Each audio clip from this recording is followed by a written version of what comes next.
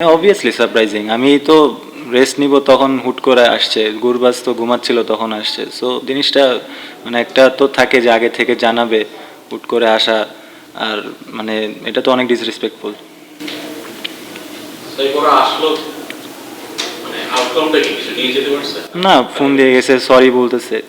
So তারা sorry বলে বলছে কি আপনি স্যার পরবর্তীতে না ওই সময় মিটিং এ পড়লো? ওই সময় মিটিং তো না, রুমে আসলো, তারপর আসার পর কথা বললো, দেখলো, তারপর যখন কিছু পায় নাই তখন সরি বলে চলে গেছে। তারপরের কয়েকদিন কনস্ট্যান্টলি সরি বলতেছে। বিসিবির সঙ্গে কারোর সঙ্গে আপনাদের কথাবার্তা হয়েছে? না, পরে মেবি আমাদের ক্যাপ্টেন মিথুন ভাই কথা বলছে, উনি জানাইছে ব্যাপারটা। সো পরে সবাই ফোন দিয়ে সরি বলতেছে এই। আপনারও কি ফোন সিক্স করছে? না, আমার ফোন সিজ করে নাই। হ্যাঁ, প্রথম কয়েক ম্যাচ তো রান পাই নাই, দেখছেন আপনারা, এটা তো দেখছেনই। এখন এটাতে মানে আমার কিছু করার ছিল না, আমি চেষ্টা করছি আমার প্রসেসে থাকার, হচ্ছিল না, বাট একটু ওভার ট্রাই করে ফেলছিলাম, প্র্যাকটিস একটু বেশি করতেছিলাম।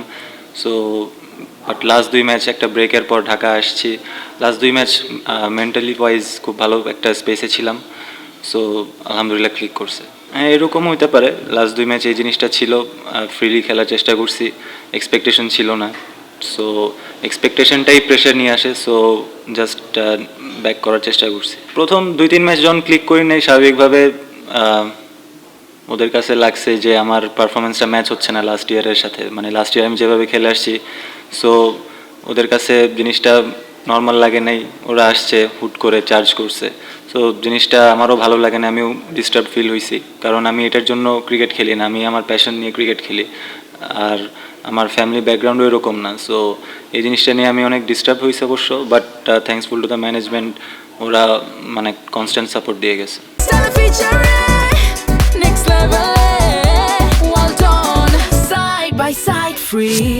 একটু হইতে পারে এটা, কারণ ওটার পরপর যে 2-3টা ম্যাচ ধরেন, একটা জিনিস স্বাভাবিক হইতেই পারে যে ব্যাক অফ দ্য মাইন্ড কাজ করতেই পারে যে আমি কি করতেছি না করতেছি, এটা কি হচ্ছে, কি ভাবতেছে।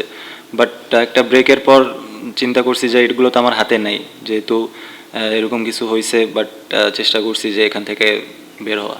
তখন জিজ্ঞেস করে নাই, বাট তখন আমাদের ড্রেসিং রুমে আসছে, তখন ড্রেসিং রুমে এসে মানে জিজ্ঞেস করতেছে ব্যাটিংয়ে নামতেছো না কেন বা এরকম। আমি তো ড্রেসিং রুমে ছিলাম সিলেটে, আমি মানে ব্যাটিংয়ে নামার আগে ড্রেসিং রুমে ছিলাম, তখন আসছিল, আর তার আগের দিন রুমে আসছিল। না অবশ্যই, আর টিম তো এক্সপেক্ট করছে আমি টিমের জন্য ভালো কিছু করব, যেহেতু ডিরেক্ট সাইনিং হিসেবে খেলতেছিলাম, অবশ্যই এক্সপেকটেশন ছিল।